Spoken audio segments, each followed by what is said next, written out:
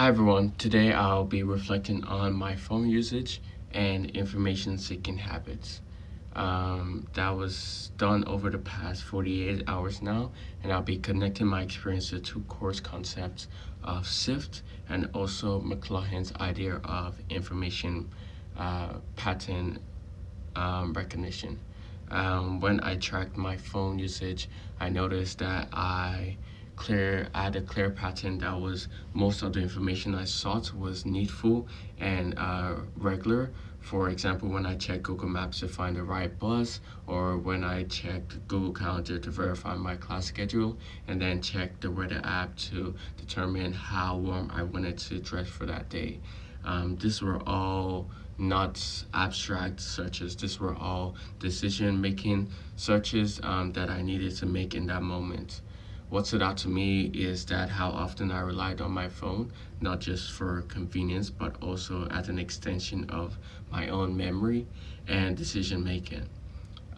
This concept, I would say, directly connects to McLaughlin's idea of media is an extension of perception, because he argued that technologies extend human faculties. For instance, the internet extends our thoughts.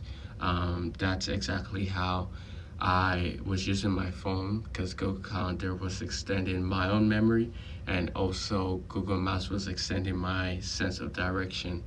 And I would even say Weather app was extending my ability to plan for the future. This means that my phone isn't just a tool, it became a part of how I think. Um, but I also realized that I don't always slow down to evaluate the credibility of the information I'm looking at. For example, when I searched for a cheap place to eat, I relied only on Google reviews without comparing them to other sources like maybe Yelp, for example, or when I used YouTube to better understand a class topic. I trusted the first video that popped up and that had the most views. But this is where SIFT method becomes very useful, because SIFT stands for Stop, Investigate, Find, and Trace. It reminds us that to pause before believing or sharing information, to search the source credibility, to look for other trusted reports, and to trace the claim either back to its origin. This is a great strategy when adopting and learning new information, because when I looked up movies reviews on IBDB, I was already doing part of SIFT. Could I scroll through multiple reviews before deciding what to expect? But in other cases, I like searching for food, watching tutorials. I didn't apply the same critical approach. So going forward, I would want to change that, and I will want to adopt SIFT more consistently so that I can avoid like blindly trusting the first source I see. Another pattern I noticed was how I gathered information in a non-linear way.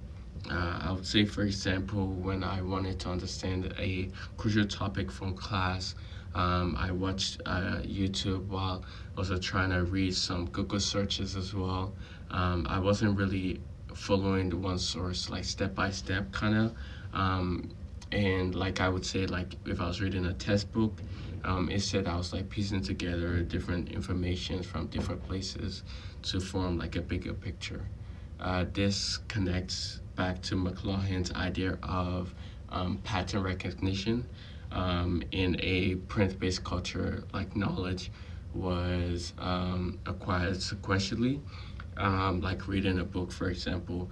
But in this day-to-day age, information is more absorbed in a holistic manner. We identify patterns across fragments rather than one linear argument.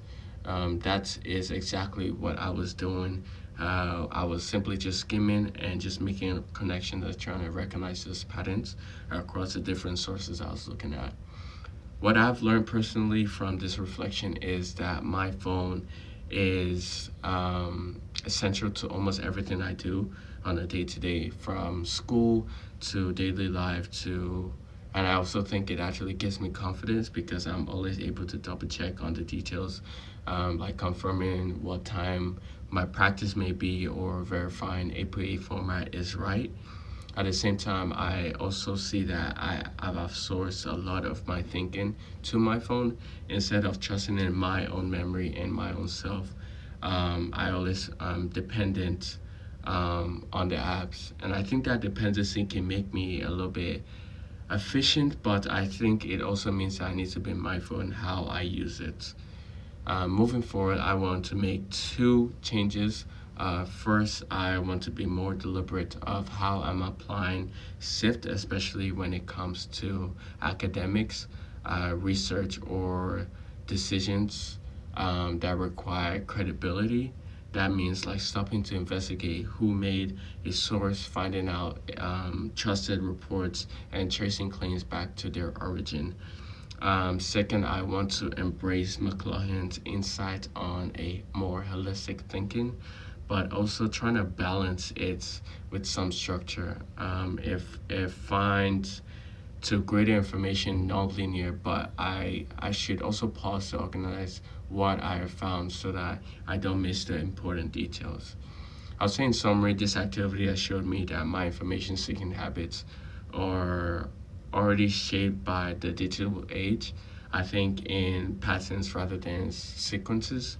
Um, I use my phone as an extension of myself and sometimes evaluate information a little bit inconsistent.